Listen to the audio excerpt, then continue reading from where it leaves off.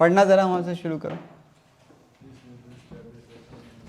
This ratio establishes relationship between net RFO and net assets. This ratio is also known as capital employed turnover ratio. This ratio indicates the firm's ability of generating revenue per rupee of long term investor, इन्हें कहते हैं। आगे चलो, इसके अंदर क्या है, net assets और नेट आरएफओ। नेट आरएफओ तुम्हें पता है, टोटल आरएफओ माइनस रिटर्न। और नेट एसेट्स कैसे निकालनी है,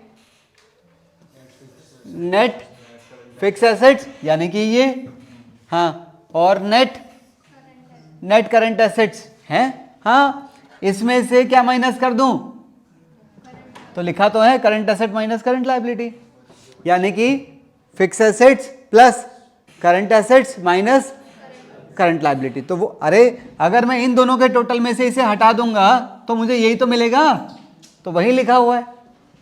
नहीं समझे बात को, आगे पढ़ो।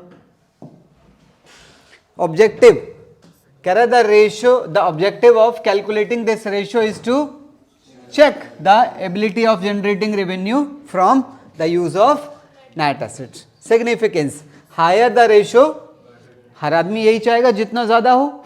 अरे अगर इन दोनों ने मिलकर 100 रुपए लगाए हैं तो ये तो चाहेंगे ना ये 200, 400, 500, 1000, 2000, बहुत ज्यादा से ज्यादा होना चाहिए।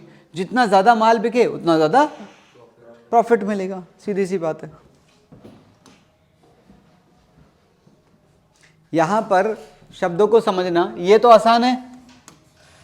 नेट एसेट्स जिसका दूसरा नाम कैपिटल एम्प्लॉयड है। आओ जरा इसके बारे में बात नहीं कर रहा हूं। कैपिटल एम्प्लॉयड की दो अप्रोच हैं, या तो इसे डायरेक्टली निकाल लो, ये कौन सी अप्रोच है, लायबिलिटी अप्रोच। तो लायबिलिटी अप्रोच में देखो जरा क्या है, शेयर होल्डर फंड्स और, पर इसके अंदर मैंने दो चीजें माइनस करने के लिए बोली थी, नॉन ट्रेड इन्वेस्टमेंट और फिक्टिशियस एसेट्स। और दूसरी अप्रोच है इसमें से इसे माइनस कर दो।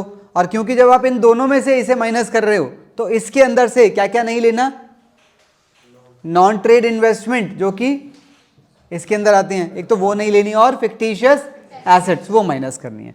तो ये हमने पढ़ा हुआ है पहले, आपको याद हो तो, किसी रेशियो के अंदर, डेट टू कैपिटल एम्प्लॉयड था ना रेशियो, उसके अंदर ये था। समझ आई ये बात? आओ जरा, हाँ देखिए इसे बताइए, इन्वेंट्री टर्नओवर रेशियो कितना दिया हुआ है,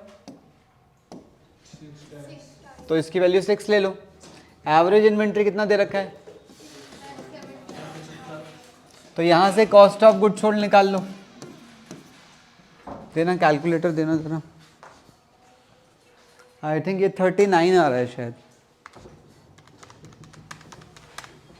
नहीं कुछ और ही आ रहा है। हाँ 39 कैसे आ जाएगा, 675 इंटू 6, ये आ रहा है 40,50,000। ठीक है, इसे यहां पर ले आओ।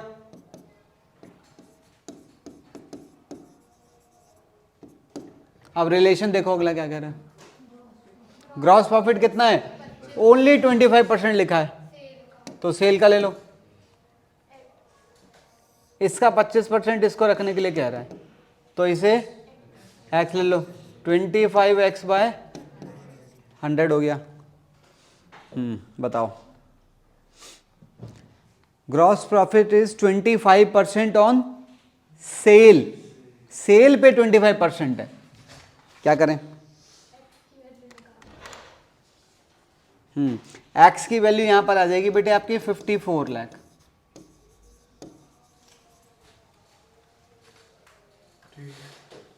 सॉल्व तो कर ही लोगे, हाँ। तो ये 54 लाख आपका इसके अंदर आ गया। अब रह गया कैपिटल एम्प्लॉयड। अब कैपिटल एम्प्लॉयड कैसे निकालूं, यहां पे एसेट अप्रोच दे रखी है आपको। देखो 1, 2 और, हाँ ये भी लेंगे, नॉन ट्रेड नहीं लेना, हाँ प्लस और माइनस, तो बस आपको अब ये भी मिल जाएगी। ठीक है, अगला देखिए,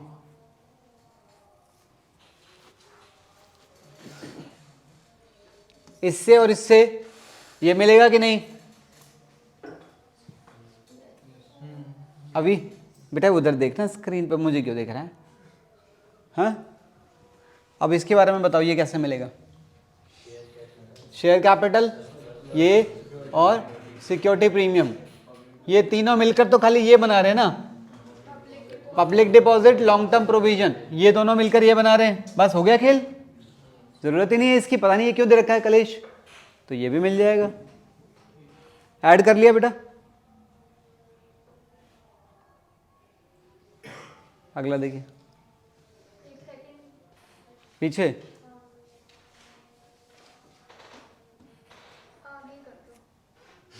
हम तो आगे ही जा रहे थे, तुमने बोला था पीछे आने के लिए। अच्छा, इन दोनों से ये मिल जाएगा। उसके अलावा share capital, general reserve, surplus, इन तीनों से ये मिल गया। Long term borrowing, long term provision, इससे ये मिल गया। इनका कोई यूज़ है क्या? इनका कोई यूज़ नहीं है। सही है।